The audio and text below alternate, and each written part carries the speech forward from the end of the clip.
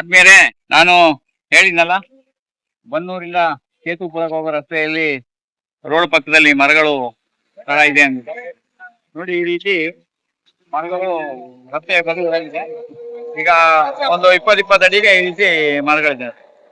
ಈಗ ಮರಗಳು ಬಂದು ಈಗ ಎಡಗಡೆ ಬಲಗಡೆ ಈ ತರ ಮರಗಳಿದೆ. ಬಹಳ ಚೆನ್ನಾಗಿ ಈ ಮರದ ಬೆಳವಣಿಗೆ ಆಗಿದೆ ನೋಡಿ. ಇಲ್ಲಿ ಎಷ್ಟು ಮರಳಾಗುತ್ತೆ. ಆಮೇಲೆ ಇಲ್ಲಿ ರಸ್ತೆಗಳು ಬಹಳ ನೀಟಾಗಿ ಇದೆ.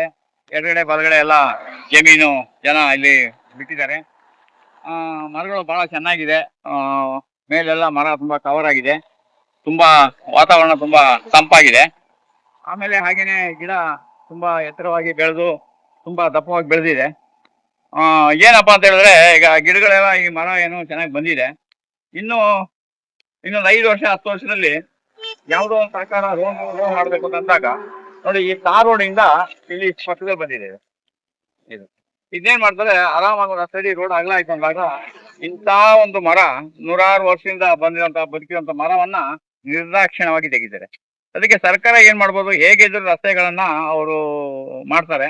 ಆ ಟೈಮಲ್ಲಿ ಅವ್ರು ಏನ್ ಮಾಡ್ಬೋದು ಅಂತ ಹೇಳಿದ್ರೆ, ಪಕ್ಕದ ಮಾಲೀಕನ ಮನವೊಲಿಸಿ ಅವನಿಗೆ ಪರಿಹಾರವನ್ನು ಕೊಟ್ಟು ಇದನ್ನ ಪಕ್ಕಕ್ಕೆ ಇಟ್ಕೊಂಡು ಈ ಕಡೆ ಸೈಡ್ ಅಲ್ಲಿ ರಸ್ತೆಯನ್ನು ಅಗಲ ಮಾಡ್ಕೊಂಡಾಗ ಏನಾಗ್ತದೆ, ಎಡಗಡೆ ಬಲಗಡೆ ಇದಾಗ್ತದೆ. ಇನ್ನು ಮುಂದಿನ ದಿನಗಳಲ್ಲಿ ಸರ್ಕಾರ ಚೆನ್ನಾಗಿ ಯೋಚನೆ ಮಾಡ್ಬೇಕು. ಯಾಕೆಂತ ಹೇಳಿದ್ರೆ, ಈಗ ನಾವು ಒಬ್ಬ ಹಳ್ಳಿ ರೈತ ಈ ತರ ಎಲ್ಲ ಮಾತಾಡುವಾಗ ಅವ್ರಿಗೆ ಆಗ್ಬೋದು, ಇವರೆಲ್ಲ ಏನು ಮೇಧಾವಿಗಳ, ಇವರೆಲ್ಲ ನಮ್ಗೆ ಆ ಸಲಹೆ ಕೊಡುವಷ್ಟು ದೊಡ್ಡವರಾಗ್ಬಿಟ್ರ ಅಂತ ಕೆಲವರು ಹೇಳ್ಬೋದು. ನೋಡಿ, ಇವಾಗ ಹೇಗಿದ್ರು ರಸ್ತೆಯನ್ನು ಅಗಲ ಮಾಡುವಾಗ ಎಡಗಡೆ ಬಲಗಡೆ 2 ಕಡೆನೂ ರಸ್ತೆಯನ್ನು ಅಗಲ ಮಾಡಿದಾಗ ಆ ಸೈಡಲ್ಲಿ ಇರುವಂತಹ ಮರಗಳು ಅದು ಕೂಡ ಅಷ್ಟೇ.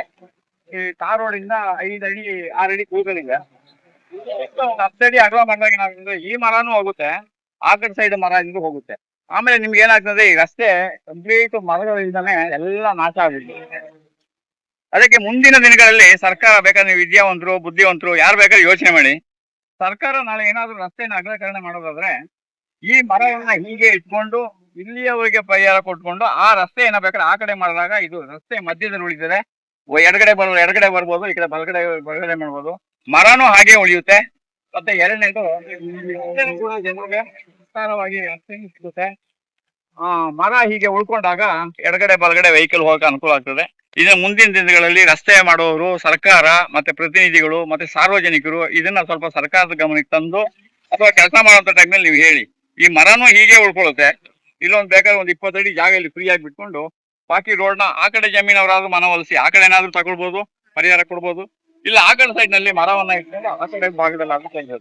ಇಲ್ಲದಿದ್ರೆ ಇವ್ರು ರಸ್ತೆ ಮಾಡುವಾಗ ಏನಾಗ್ತದೆ, 2 ಕಡೆನೂ ಮರ ನಾಶ ಆಗ್ತದೆ. ಇಂಥ ಮರಗಳನ್ನ ಬೆಳೆಸ್ಬೇಕಾದ್ರೆ ತುಂಬಾ ವರ್ಷ ಆಗ್ತದೆ ನೋಡಿ. ಈ ಮರ ನೋಡಿ ಎಷ್ಟು ಅಗಲ ಇದೆ. ಒಂದು ಮರ ಈ ಸೈಜ್ ಇಷ್ಟು ಅಗಲ ಇದೆ ಈ ಮರ. ಈ ಮರವನ್ನ ಬೆಳೆಸ್ಬೇಕಾದ್ರೆ ಎಷ್ಟು ಸಮಯ ಆಗ್ತದೆ, ಎಷ್ಟು ಕಷ್ಟ ಇದೆ, ಎಷ್ಟು ಟೈಮ್ ತಗೊಳ್ತದೆ. ಅದ್ರ ಬದಲು ಇಂಥ ಮರಗಳನ್ನ ಅವರು ಉಳಿಸ್ಕೊಳ್ಳೋದು ತುಂಬಾ ಒಳ್ಳೇದು. ಇಂಥ ಬೃಹತ್ಕಾರವಾದ ಮರಗಳು ಪ್ರಕೃತಿ ತುಂಬಾ ಅನುಕೂಲವಾಗಿರುತ್ತೆ. ನಾನು ತುಂಬಾ ಸಮಯದಿಂದ ಒಂದು ಪತ್ರಿಕೆಯಲ್ಲಿ ಒಂದು ಲೇಖನವನ್ನು ಓದಿದೆ. ನಾನು ಒಂದು ಮರದಿಂದ ಅದರ ಜೀವಿತಾವಧಿಯಲ್ಲಿ ಪ್ರಕೃತಿಗೆ 50 ಲಕ್ಷ ಲಾಭ ಇದೆ ಅಂತ. ನಾನು ಬಹಳ ಆಶ್ಚರ್ಯ ಆಯ್ತು. ಒಂದು ಮರನೇ ಕಡಿದು ಕೊಟ್ಟರು ಅಷ್ಟು ಸಿಕ್ಕೋದಿಲ್ವಲ್ಲ, ಹೇಗೆ 50 ಲಕ್ಷ ಲಾಭ ಅಂತ ಹೇಳಿದ್ರೆ, ಈ ಇತ್ತೀಚಿನ ದಿನಗಳಲ್ಲಿ ICU ಬಂದ ಮೇಲೆ ಗೊತ್ತಾಗಿದೆ ಎಲ್ಲರಿಗೂ ಆಮ್ಲಜನಕಕ್ಕೆ ಎಷ್ಟು ಒಂದು ದಿನ ಉಸಿರಾಡಕ್ಕೆ ಒಬ್ಬ ಮನುಷ್ಯ ಎಷ್ಟು ಖರ್ಚು ಮಾಡ್ಬೇಕು ಅಂತ ಅವನಿಗೆ ಗೊತ್ತಾಗಿದೆ. ಅದರಿಂದ ಇದನ್ನೆಲ್ಲ ನಾವು ಯೋಚನೆ ಮಾಡಿದ್ರೆ ಒಂದು ಮರ ನಿಜ ಲಕ್ಷ ಅಲ್ಲ, ಕೋಟಿಗೂ ಗಿಂತಾನು ಬೆಲೆ ಬಾಳುವಷ್ಟು ಅದು ಸಮಾಜಕ್ಕೆ, ಜನರಿಗೆ, ಪ್ರಕೃತಿಗೆ ಕೋಟಿಗಿಂತ ಹೆಚ್ಚು ಕೊಡ್ತದೆ. ಅಂದ್ರೆ ಒಂದು ದಿನಕ್ಕೆ ಒಂದು ಮರ 3 ಜನರಿಗೆ ಆಗುವಷ್ಟು ಆಮ್ಲಜನಕವನ್ನ ಉತ್ಪನ್ನ ಮಾಡ್ತದೆ ಅಂತ ಹೇಳಿದ್ರೆ ನೋಡಿ ಯಾವ ಸೈಜ್ ಇದೆ ನೋಡಿ. ಒಂದು ಮರ ಒಂದು ದಿನಕ್ಕೆ 3 ಜನರಿಗೆ ಬೇಕಾದಷ್ಟು ಆಕ್ಸಿಜನ್ ಕೊಡ್ತದೆ. ಅಂದ್ರೆ ಒಬ್ಬ ಒಂದು ದಿನ ICUನಲ್ಲಿದ್ರೆ 25,000 ರಿಂದ 30,000 ರೂಪಾಯಿ ಖರ್ಚು ಮಾಡ್ತಾರೆ. ಕೆಲವು ಹಾಸ್ಪಿಟಲ್ ಲಕ್ಷನೂ ಇರೋರು ಮಾಡ್ತಾರೆ. ಅಂತೂ ಸಾಮಾನ್ಯ ಹಾಸ್ಪಿಟಲ್ ಅಲ್ಲಿ 25,000 ಖರ್ಚು ಮಾಡ್ತಾರೆ. ಆಗ 75,000 ರೂಪಾಯಿ ಒಂದು ದಿನಕ್ಕೆ ಈ ಮರ ಜನರಿಗೆ ಆಕ್ಸಿಜನ್ ಕೊಡ್ತದೆ ಅಂತಂದ್ರೆ ಇಂಥ ಮರಗಳನ್ನ ನಾವು ಉಳಿಸ್ಕೊಳ್ಬೇಕು. ಆಗ ಇನ್ನು ಮುಂದಿನ ರಸ್ತೆಯನ್ನ ಅಗಲೀಕರಣ ಮಾಡುವಾಗ ಸ್ವಲ್ಪ ಸರ್ಕಾರ ಮತ್ತೆ ಅಧಿಕಾರಿಗಳು, ಇಂಜಿನಿಯರ್ಗಳೆಲ್ಲ ಯೋಚನೆ ಮಾಡಿ ಇಂಥ ಮರಗಳನ್ನ ಕಳೆದು ನಾಶ ಮಾಡೋ ಬದಲು ಇನ್ನು ಪಕ್ಕದ ರೋಡಲ್ಲಿ ಇದು ಮಾಡೋದು ಒಳ್ಳೇದು. ನೋಡಿ ಈಗ ಏನ್ ಮಾಡ್ತಾರೆ, ಗಿಡಿಗಳು ಈ ರೀತಿಯ ಕೊಂಬೆಯನ್ನೆಲ್ಲ ಕಟ್ ಮಾಡ್ತಾರೆ ನೋಡಿ, ಮಾಡಿ ಮರವನ್ನ ನಾಶ ಮಾಡ್ತಾರೆ. ಇಂಥದ್ರ ಮೇಲೆಲ್ಲ ಸರಿಯಾದ ಒಂದು ಕ್ರಮ ತಗೊಳ್ಳದೇ ಇದ್ರೆ ಮುಂದಿನ ದಿನಗಳಲ್ಲಿ ಬಹಳ ಕಷ್ಟ ಇದೆ. ನೋಡಿ ಇದು ಅಷ್ಟೇ, ಇದು ಆ ರಸ್ತೆಯಿಂದ ಐದು ಅಡಿ ಅಂತರ ಇದೆ ಅಷ್ಟೇ. ನಾಳೆ ರಸ್ತೆ ಅಗಲ ಆಯ್ತು ಅಂದ್ರೆ ಎರಡು ಕಡೆನೂ ನಮ್ಗೆ ಇದಾಗ್ತದೆ. ಅದರಿಂದ ಸರ್ಕಾರ ಮತ್ತೆ ಮುಂದಿನ ದಿನಗಳಲ್ಲಿ ಇದನ್ನೆಲ್ಲ ನೋಡ್ಕೊಂಡು ಮಾಡೋದು ತುಂಬಾ ಒಳ್ಳೇದು. ಇದು ಕೂಡ ಅಷ್ಟೇ ನೋಡಿ, ಇಲ್ಲೂ ಬಹಳ ಹತ್ತಿರದಲ್ಲಿದೆ. ಒಂದು ಯಾವ್ದೋ ಒಂದ್ ಕಡೆ ಬಿಟ್ಕೊಳ್ಬಹುದು, ಒಂದ್ ಕಡೆ ಆ ಕಡೆನಾದ್ರೂ ಬಿಟ್ಕೊಳ್ಬಹುದು, ಈ ಕಡೆನಾದ್ರೂ ಬಿಟ್ಕೊಳ್ಬಹುದು. ಸರ್ಕಾರ ಮನಸ್ಸು ಮಾಡಿದ್ರೆ ಏನ್ ಬೇಕಾದ್ರೂ ಮಾಡ್ಬೋದು. ಅಂದ್ರೆ ಮರ ಉಳಿಸ್ಕೊಂಡು ಅವ್ರ ರಸ್ತೆಯನ್ನ ಬೇಕಾದ್ರೆ ಅಗಲೀಕರಣ ಮಾಡೋದ್ರಲ್ಲಿ ಯಾವುದೇ ತಪ್ಪಿಲ್ಲ. ಸರ್ಕಾರ ಹೇಳುತ್ತೆ ನಾವು 10 ಮರ ತೆಗೆದ್ರೆ 1000 ನಡ್ತಾ ಇದ್ದೀವಿ ಅಂತ. ಅವ್ರು ನಡೋ ಮರಗಳೆಲ್ಲ ಯಾವ್ದಪ್ಪ ಅಂದ್ರೆ ಹೆಬ್ಬೇವು, ಸಿಲ್ವರು, ಕುರುಬೇವು, ಅವೆಲ್ಲ ಒಂದು 5 ವರ್ಷ 10 ವರ್ಷ ಕಟ್ ಮಾಡಿ ಹೊಗೆ ಸೊಪ್ಪು ಸುಡೋಕೆ ಅಂತ ಬಳಸ್ತಾರೆ. ಅದರಿಂದ ಮುಂದಿನ ದಿನಗಳಲ್ಲಿ ಪ್ರತಿಯೊಬ್ಬರನ್ನ ಗಮನಿಸಿ, ಅದರಿಂದ ನಾವು ಇವಾಗ ಮರ ನಡೋದೇ ಒಂದು ಯೋಜನೆ ಅಂತ ಹಾಕೊಂಡಿದೀವಿ. ಅದಕ್ಕೆ ರಸ್ತೆ ಬದಿಯಲ್ಲಿ ಈ ತರ ಹಾಕಿದ್ರೆ ಇಂಥದೆಲ್ಲ ತೊಂದರೆಗಳಾಗ್ತವೆ. ರಸ್ತೆಯ ಮಧ್ಯದಲ್ಲಿ ಯಾಕೆ ಇರ್ತಲ್ವಾ ಅಲ್ಲಿ ಹಾಕ್ಬೋದು. ಆಮೇಲೆ ಬೇರೆ ಬೇರೆ ಖಾಲಿ ಜಾಗಗಳಲ್ಲಿ ಸ್ಕೂಲು, ಕಾಲೇಜು, ಗ್ರೌಂಡ್ ಎಲ್ಲ ನಾವು ಮಾಡ್ಬೇಕಂತ ಹೇಳ್ತೀವಿ.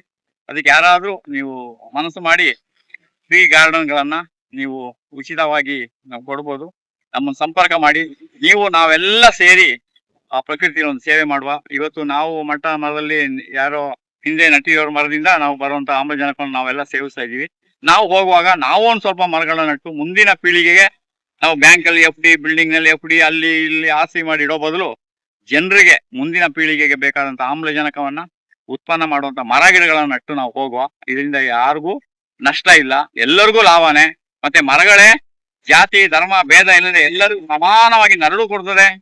ತೊಂದರೆ ಕೊಟ್ಟವನಿಗೂ ನರಳು ಕೊಡ್ತದೆ, ಕಲ್ಲು ಹೊಡೆದವನಿಗೂ ತೊಂದರೆ ಕೊಡ್ತದೆ, ಕೊಡ್ಲಿ ಹೊಡೆದವನಿಗೂ ತೊಂದರೆ ತೊಂದರೆ ಸಹಾಯ ಮಾಡ್ತದೆ. ಸಾರಿ, ಕೊಡ್ಲಿಗೆ ಹಾಕಿದವನಿಗೂ ಮರ ಕಡ್ದವನಿಗೂ ಎಲ್ಲರಿಗೂ ನರಳು ಕೊಡ್ತದೆ. ಎಲ್ಲರಿಗೂ ಭೇದ ಭಾವ ಇಲ್ಲ, ಎಲ್ಲರಿಗೂ ನರಳು ಕೊಡ್ತದೆ ಸಮಾನವಾಗಿ. ಜಾತಿ ಧರ್ಮ ಭೇದ ನೋಡೋದಿಲ್ಲ ಅದು. ಆಮೇಲೆ ಎಲ್ಲರಿಗೂ ಸಮಾನವಾಗಿ ಆಕ್ಸಿಜನ್ ಕೊಡ್ತದೆ. ಪರಿಸರವನ್ನ ಯಾವಾಗಲೂ ಸುರಕ್ಷಿತವಾಗಿರ್ತದೆ, ಎಲ್ಲರಿಗಾಗಿರ್ತದೆ. ಅದರಿಂದ ಅಂತ ಮರವನ್ನ ನಾವು ನಟ್ಟು ಬೆಳೆಸುವ. ಇದಕ್ಕೆಲ್ಲ ನಾವು ನಮ್ಮ ಪ್ರಯತ್ನವನ್ನ ನಾವು ಪಡುವ. ನಿಮ್ಮೆಲ್ಲರ ಸಹಕಾರ ನಮ್ಗೆ ಬೇಕು. ನಮಸ್ತೆ.